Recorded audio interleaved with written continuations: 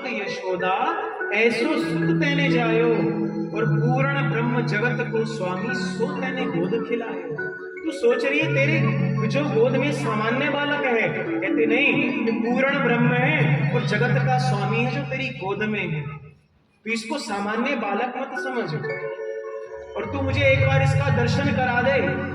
अभी महाराज अंदर नहीं घुसने दे रहे, बाहर से चिल्ला रहे भोले बाबा कि एक बार दर्शन तो करवा दे।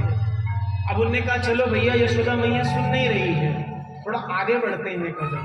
तो कहने लगे अरे यशोदा, कहते धन्य घड़ी जब होए यशोदा मैया कह कह बोले।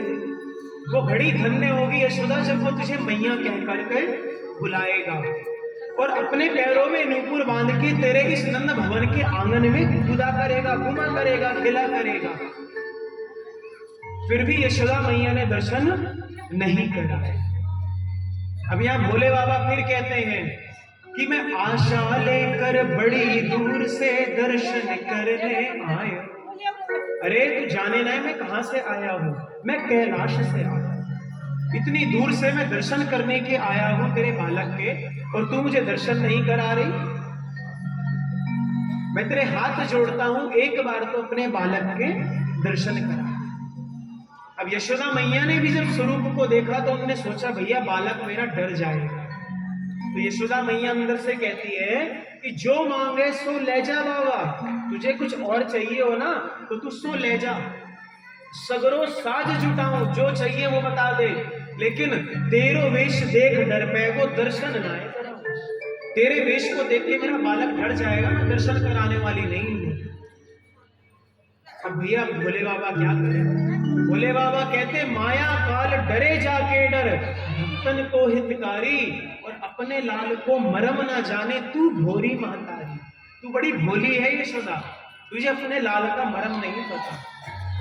लेकिन भैया भोले बाबा को दर्शन नहीं करा। अब भोले बाबा घर से थोड़ी भैया दूर पे गए और एक वृक्ष के नीचे समाधि लगा के बैठे, और जैसे ही समाधि लगा के बैठे हमारे ठाकुर जी ने रोना प्रारंभ कर दिया।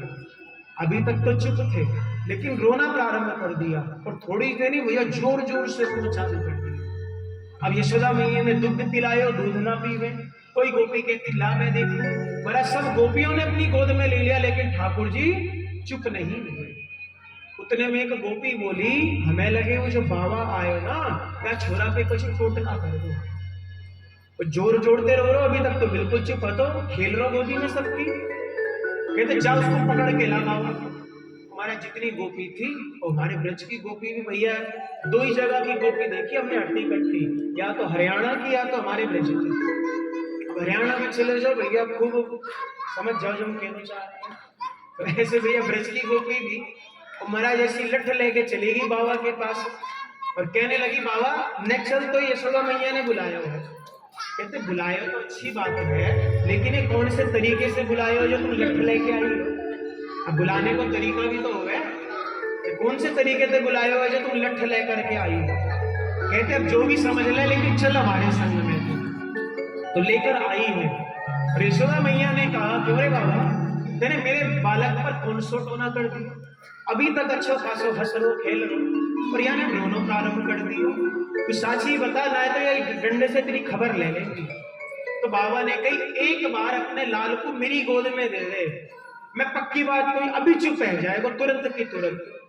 अच्छा, और तू मेरे लाल जी को लेके भाग लो तो? अरे ये सब तेरी गोपी खड़ी है ना, तो गोपियों से कह दे भेज लो बाबा को। हमारा सब लठ लेके खड़ी होगी चारों तरफ है कि बाबा भागे ना। तो वैसे बाबा को भागनो भी ना भैया। तो ठाकुर जी को गोद में लिया जैसे ही भोलेनाथ ने, महाराज एकदम शांत हो गए, खिलखिलाकर हंसने लगे। अब यशोदा मैया तो और गुस्सा हो गई, कहने लगी तेने का कोई ना कोई टोना किया, तेरी गोद में आप चुप है। तो उन्होंने कही भैया मैंने कोई टोना नहीं किया, जैसे मैं यहाँ से प्रेम करूं ना, ये भी मुझसे प्रेम करे, और तूने दर्शन ना कराए या मारे रोने लगो, और जैसे तूने दर्शन करा दिया मैं चुप है। और मैया चिंता मत करे, वो बड़े जादू मंत्र आवे, तेरे लाल को कभी भी नजर लगेगी तो एक बारी आवाज दे दियो मैं तुरंत आ जाऊंगा, तुरंत तेरे लाल को ठीक कर दूंगा। कहते अच्छा बाबा एक काम कर, तू फिर दूर मत जा, तेरी मैं यही कुटिया बना दूं, तू यही भजन कर, सुबह शाम तू नंद बाबा के यहाँ से अपने खाने पीने का सामान ले जाइयो, लेकिन अब इस ब्रज को छोड़कर मत जाइए। भैया हमारे ब्रज में चाहे गोकुल हो, बरसाना हो, गोवर्धन हो, नंदगांव हो, हर जगह भैया भोले बाबा का एक स्पेशल मंदिर आपको जरूर मिलेगा। हर जगह आपको भोले बाबा का एक भैया बड़ा प्रतिष्ठित मंदिर अवश्य मिलेगा, क्योंकि भोले बाबा कभी ठाकुर जी से दूर नहीं रह सकते। अब ये भैया उत्सव चलता जा रहा है, और उत्सव चलते चलते कितने दिन बीत गए? 6 दिन बीत गए। कितने दिन? 6 दिन बीत गए। और लगता है कि भैया इन ब्रजवासियों को नींद ही नहीं आ रही, खूब भैया उत्सव में आनंदित ले रहे हैं।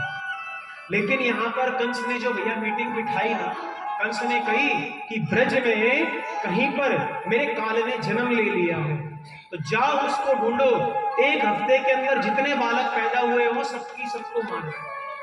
कंस ने आदेश दे दिया। लेकिन कंस ने भैया जब आदेश दिया तो उसकी सभा में पूतना भी बैठी हुई थी। तो पूतना ने कहा कि इतने सब तुम अपने इन मित्रों को क्यों आदेश दे रहे हो? ये काम तो मैं अकेली भी कर सकती हूँ, ये काम तो मैं अकेली भी कर सकती हूँ, आप मेरे ऊपर इस काम को छोड़ दो। पूतना निकली है, और पूतना सबसे पहले कंस के महल से निकलकर सबसे पहले आई ही गोकुल में, और किसी को नहीं मारा, सबसे पहले आई ही कहां पर है? गोकुल में है।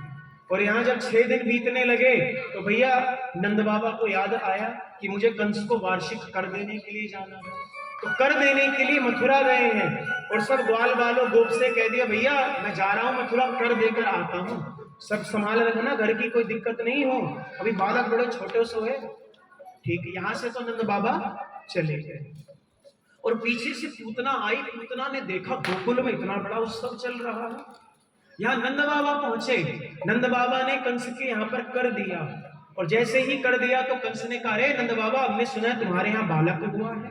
कहते हाँ महाराज बड़ी कृपा है आपकी। भाई राजा तो उस समय कंस ही था मथुरा का, कहते बड़ी कृपा है महाराज आपकी। तो उन्होंने कहा ठीक है हम आशीर्वाद देते हैं, तेरो लाला चिरजीव है। नंद बाबा भी सोचने लगे तुझसे सबसे ज्यादा भय था, तूने आशीर्वाद दे दिया चिरजीव है, तो इसका मतलब अब मेरे लाल का बाल बाका नहीं हो सकता। और किससे मिलने गए हैं उसके बाद? श्री वसुदेव जी से। नंद बाबा और वसुदेव कौन है? आपस में मित्र हैं। और वास्तव में मित्र कैसा होना चाहिए? जब नंद बाबा वसुदेव जी से मिले हैं तो वसुदेव जी तो मुस्कुरा रहे हैं, नंद बाबा रो रहे हैं। नंद बाबा के यहाँ तो खुशी है, ठाकुर जी रो गए, लेकिन उसके बाद भी रो रहे हैं। और वसुदेव जी के 8 बालक, एक का भी पता न चला, वो मुस्कुरा रहे हैं। क्यों?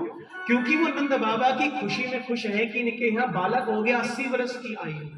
और यहाँ पर नंद बाबा इसलिए दुखी हो रहे हैं कि 80 वर्ष की आयु में मेरे तो बालक हुआ, लेकिन मेरे मित्र का एक भी बालक नहीं बचा। वास्तव में मित्र वही होता है जो आपके दुख में आपका सहयोग करे। सुख में तो भैया हर कोई आ जाएगा सहयोग करने के लिए, लेकिन वास्तविक मित्र कौन? जो दुख में भी आपके साथ रहे। यहाँ वसुदेव जी ने कहा मुझे कुछ गलत होने की आशंका लग रही है, तुम तुरंत यहाँ से वृंदावन जाओ, ब्रज में जाओ। यहाँ नंद बाबा वापसी चले हैं, और इस पूतना ने देखा इतना बड़ा उत्सव चल रहा है, अब भैया अपना राक्षसी रूप बनाकर आएगी तो कोई घुसने तो देगा नहीं। महाराज इसने अपने रूप को क्या करा? बदल लिया, और जिस प्रकार से एक अप्सरा का स्वरूप होता है ऐसा सुंदर रूप लेकर इसने क्या किया? नंद भवन में प्रवेश किया। बड़ा सुंदर पीले रंग की साड़ी पहन ली है, बड़ा सुंदर जेवरात और सोना चांदी सब कुछ धारण कर लिया है। माताओं की जो 16 श्रृंगार होते हैं समस्त श्रृंगार को उसने धारण कर लिया।